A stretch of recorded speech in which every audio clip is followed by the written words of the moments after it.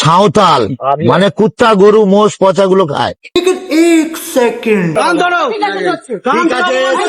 ये फंस गया सीएम, इसे पार्टी की मीटिंग समझ के फंस गया। और अभी तो रुको, क्लाइमैक्स अभी बाकी। কি বন্ধুরা সবাই ভালো তো?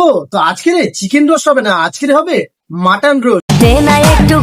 ফোন পে পাওয়াটা ডিজে অরুণ সাঁওতালি ভাইদেরকে খুব বাজে বাজে মন্তব্য করেছে। সাঁওতাল কুত্তা গরু মোষ পচাগুলো খায়। সাঁওতালি ভাইরা ডিজে অরুণকে কিভাবে মাটন রোস্ট করছে সবার প্রথমে সেই ভিডিওটি দেখে নেওয়া যাক।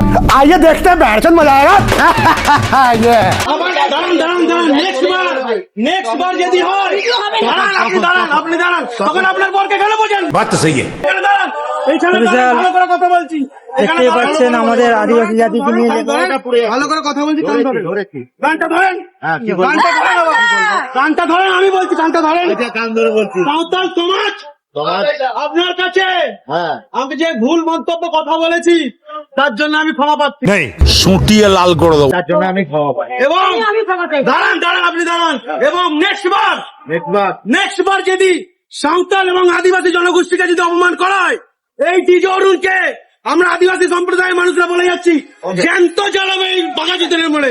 আসো খেলবো, খেলা হবে। ভাইরাল হওয়ার জন্য যা কিছু বলে দিচ্ছে, মুখে যা আছে সব বলে দিচ্ছে। বিরাট একবারে মহামন্ত্রী হয়ে গেছে নাকি সে, জানি না। বলতে আদিবাসীরা কিছুই করতে পারবে না, কিছুই বলতে পারবে না, যা খুশি বলে দেবো। মুখ সামলে কথা বলো। কেন? এর আগেও একবার বলেছিল, তখনও একে বারণ করা হয়েছিল যে বলবে না, তা সত্ত্বেও বলছে। বলো সাঁওতাল জাতিকে অপমান করেছি, আমি ক্ষমা চাইছি। আমি ক্ষমা চাইছি। বাঘাযতীনের ডিজে অরুণ নিজেকে শের মনে করতো, সে কিন্তু সাঁওতালি ভাইদের কাছে ক্ষমা চেয়ে নিল। আর শুধু ক্ষমা নয়, তার দোকানটাও বন্ধ করে দেওয়া হয়েছে। চিনতে পারছেন? আশা করছি তোমরা সবাই দোকানটাকে চিনতে পারছো। এটা হলো সেই ডিজে অরুণের দোকান। হাত কেড়ে তার অবস্থা দেখো।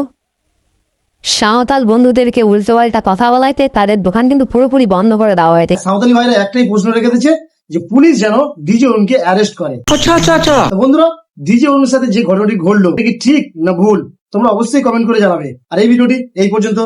খোদা হাফেজ।